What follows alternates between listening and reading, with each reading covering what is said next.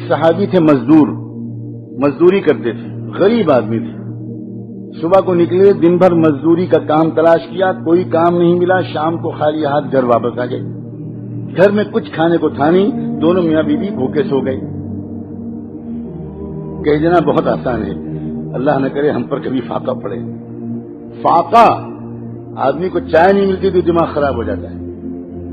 کچھ نہیں تھا، پانی کے سوا کچھ تھا ہی نہیں، ایک پیالی دودھ نہیں تھا. بھوکے سو گئے. صبح کو پھر نکلے، پھر بیوی نے دروازے تک آ کے سلام کر کے رخصت کیا. پھر بیچاروں نے دن بھر کام تلاش کیا، پھر شام کو خالی ہاتھ واپس آ گئے، پھر کچھ نہیں ملا.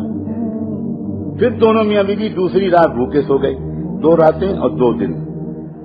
اب تیسرے دن صبح کو پھر بیوی نے دروازے پر رخصت کیا، وہی سنت کے مطابق مسکراتے ہوئے سلام کر کے. اب وہ شوہر نکلے، لیکن جب چند قدم شوہر چل کے باہر گئے تو بیوی کو کچھ یاد آیا. انہوں نے واپس بلایا، کہا ذرا 1 منٹ میری بات سنیے گا، ایک بات بھول گئی تھی کہنا. وہ واپس آئے. اب جب یہ واپس آئے تو اس بیوی نے کیا کہا اپنے شوہر سے؟ اپنے بیوی نے شوہر سے یہ کہا کہ میں آپ سے یہ کہنا بھول گئی تھی، اس لیے آپ کو واپس بلایا کہ 2 راتیں 2 دن تو ہو چکے ہیں، دونوں فاقے سے ہیں. میری محبت کی وجہ سے آج اگر آپ کو کوئی کام نہ ملے تو کہیں میری محبت کی وجہ سے آپ کوئی حرام لقمہ لے کر مت آئیے گا. تیسری رات ہم پھر خالی بھوکے سو لیں گے مگر حرام لقمہ لے کر مت آئیے. مجھے بتاؤ، یہاں تھوڑے سے مرد بیٹھے ہیں، جس مرد کو ایسی باہمت اور وفا شعار اور ساتھ دینے والی ایسی بیوی مل جائے گی، وہ مرد دنیا کا بادشاہ اپنے کو محسوس کرے گا کہ نہیں کرے گا؟ وہ پہاڑوں سے ٹکرا جائے گا صرف اسی ایک وفادار عورت کی محبت کے سہارے.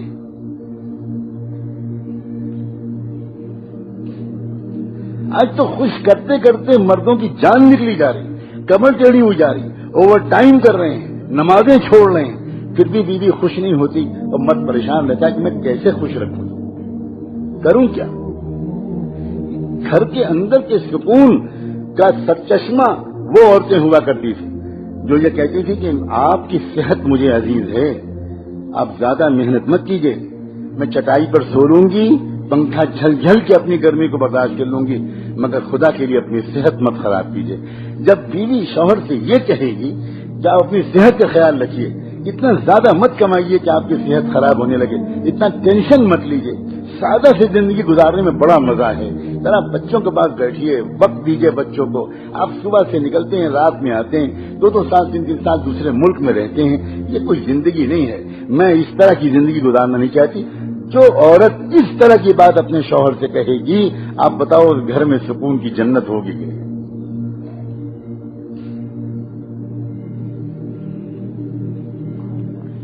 ایک صحابی اللہ کے راستے کے سفر سے واپس آتے ہیں کئی مہینے کے بعد.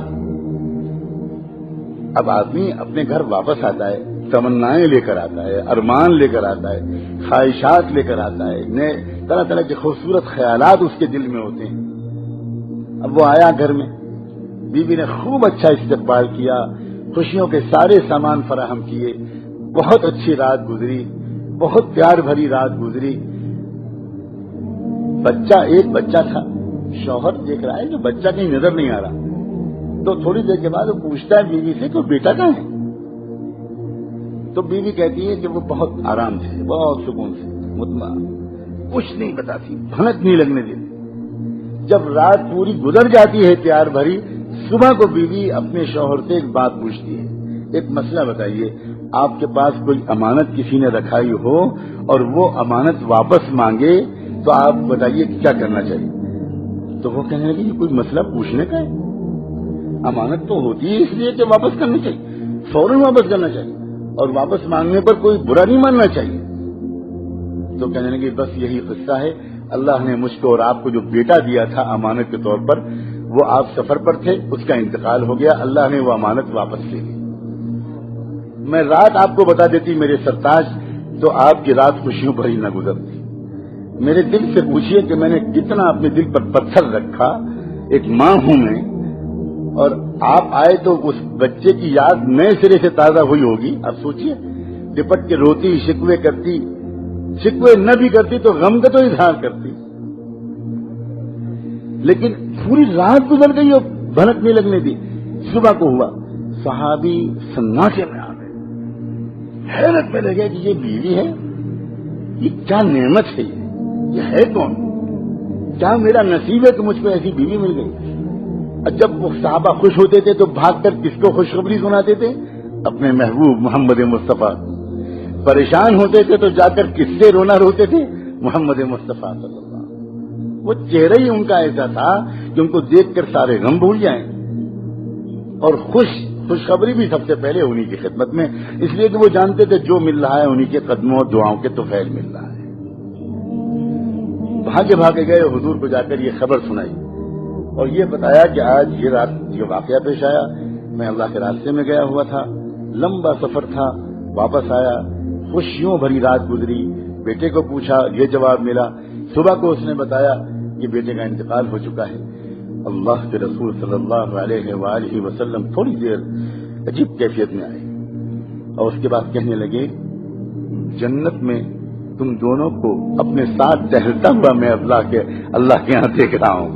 جا کر بیوی کو خوشخبری سناؤ, جا کر بیوی کو خوشخبری سناؤ, میرے ساتھ والی جنت نصیب کر دینے کا اللہ نے آج فیصلہ کر دیا, اور اس سے بہتر خوش نصیب بیٹا تم کو ملے گا, اور نسلوں میں تمہارے بیٹوں میں, تمہاری نسل میں, ہر نسل میں امت کا بہت بڑا عالم پیدا ہوگا. ایک بیوی کے وفا اور اخلاق اور صبر کے نتیجے میں 700 سال تک امت کو جو فقہا اور محدثین ملے ہیں, اس میں ہر زمانے کا سب سے بڑا فقیہ انہی کی اولاد سے ہوتا ہے. یہ ہے برکت. ایک عورت اتنی برکت والی ثابت ہو سکتی ہے. میرے آقا نے یوں ہی کہہ دیا کہ خیر متاع الدنیا المرأة الصالحہ, دنیا کی سب سے قیمتی نعمت, سب سے بڑھیا نعمت ایک نیک بیوی ہے. حضور فرما رہے ہیں المرأة الصالحہ. اور تو آپ اتنی اہم مخلوق ہو, نہ مردوں نے آپ کو پہچانا نہ آپ نے خود اپنے کو پہچانا.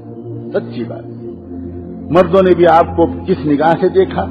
آپ سے خالی کام نکالے, آپ کو خالی گھر کے کام میں جوت دیا, آپ کو ڈانٹا, آپ کا دل دکھایا, نہ آپ کو ولایت کے راستے پہ چلایا, نہ آپ کو ذکر سکھایا, نہ آپ کو اللہ کی محبت سکھائی, نہ آپ کو تہجد سکھائی, نہ آپ کے اندر اللہ کے رسول کا عشق پیدا کیا, نہ مردوں نے کیا, نہ آپ خود اپنے کو پہچانی. آپ بھی خاص سوائے ہونٹوں اور آنکھوں اور چوڑیوں اور بندوں اسی میں لگی رہتی ہیں, وہ خالی اسی کے تذکرے, اسی کی تعریف, اسی کی برائی.